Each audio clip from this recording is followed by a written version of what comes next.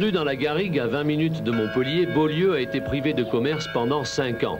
Décidé à ne pas laisser faire, la mairie lance alors dans le village, avec l'aide de la Chambre des métiers, une étude sur les besoins de la population. Résultat de l'enquête, il manque une boulangerie et une épicerie dans le bourg.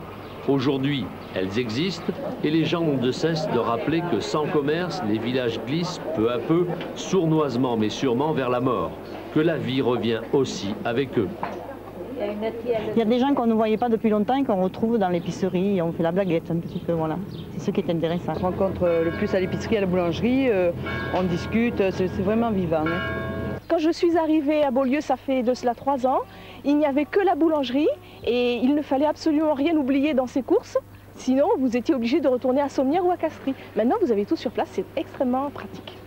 Coût de l'opération pour les finances de la commune, 1 million de francs, dont plus de la moitié en apport du Conseil général de l'Hérault, du Conseil régional et de la délégation au commerce et à l'artisanat. Le reste, les emprunts contractés par le village étant remboursés par les baux commerciaux très abordables accordés aux nouveaux commerçants. Du coup, tout le monde s'en sort.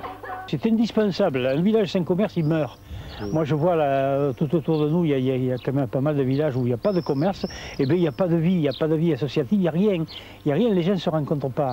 Pour les personnes âgées, hein, elles préfèrent que ce soit sur place, bien sûr, parce que sinon elles sont assujetties à demander à droite, à gauche pour se faire aider. Tout le monde n'aime pas se faire aider.